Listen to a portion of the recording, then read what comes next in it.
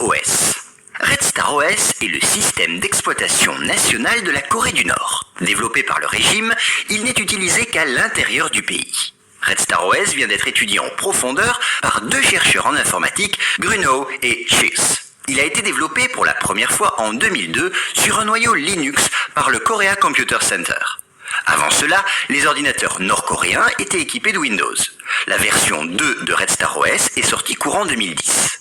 Red Star OS dispose de tous les outils traditionnels disponibles dans tout système d'exploitation. Un navigateur internet, un traitement de texte, un antivirus, etc. Quant au design, il ressemble énormément à celui de macOS d'Apple. Ce système permet aux autorités du pays de garder le contrôle de la navigation internet. Il possède entre autres son propre procédé de cryptage des fichiers et un traçage des documents. Par ailleurs, il s'agit d'un système d'exploitation complet dans lequel la plupart des codes sont contrôlés. Un dispositif permet de détecter tout changement fait au code. Toute modification des fonctions de base, comme l'antivirus et le pare-feu, entraîne un message d'erreur ou un redémarrage automatique. Par ailleurs, à chaque fois qu'une clé USB est branchée sur un ordinateur qui tourne sous Red Star OS, une marque unique et invisible lui est apposée. Le régime peut alors trouver qui et quand a transféré le fichier. Il peut suivre à qui ce fichier est, qui l'a créé et qui l'a ouvert. Leclerc, bonjour. Bonjour et bienvenue sur le podcast des choses à savoir en sciences, internet et technologie.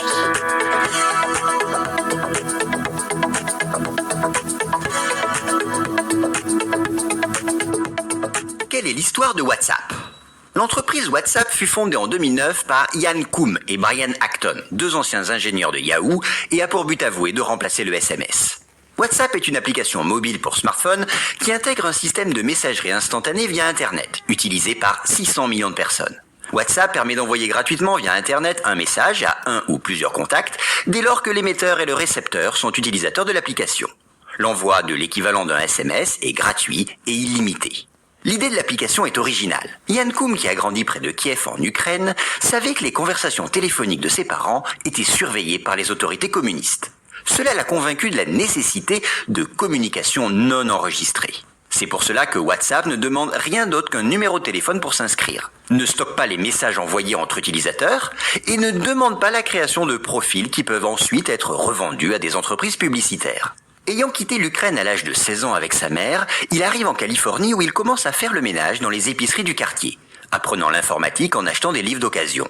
Il entre ensuite chez Yahoo où il rencontre son futur associé Brian Acton. En 2009, après avoir échoué à se faire recruter chez Facebook, il quitte Yahoo pour créer WhatsApp. L'application est alors payante par abonnement car Ian Koum a horreur de la publicité et refuse que l'on recueille des données personnelles à l'insu des utilisateurs, car cela lui rappelle trop son enfance en Ukraine. En 2014, WhatsApp est racheté par Facebook pour environ 19 milliards de dollars. Le fondateur Ian Koum choisit alors un endroit inattendu pour signer ce contrat qui lui rapporta plus de 6 milliards de dollars. La porte des services sociaux de son quartier, là où quelques années auparavant, il retirait avec sa mère des bons d'alimentation qui lui permettaient de survivre.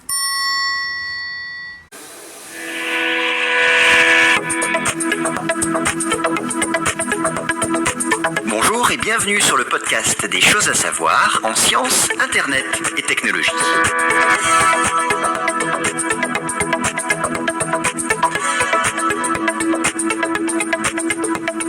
Qu'est-ce que la référence 57260 ? C'est le fabricant de montres haut de gamme Vacheron Constantin qui vient de réaliser la référence 57260, la montre la plus complexe jamais construite. Pour ce faire, 3 spécialistes ont travaillé à plein temps pendant 8 ans sur ce modèle. Ils ont dû notamment créer plusieurs mécanismes spécialement pour cette montre. Le résultat est étonnant. La montre permet de donner la date dans 5 calendriers différents. Des informations relatives à la Lune et à ses cycles, possède une fonction sonnerie progressive pour l'alarme, donne la position des constellations dans le ciel, sonne sur 5 timbres différents, ou encore donne l'heure dans 24 lieux de la planète.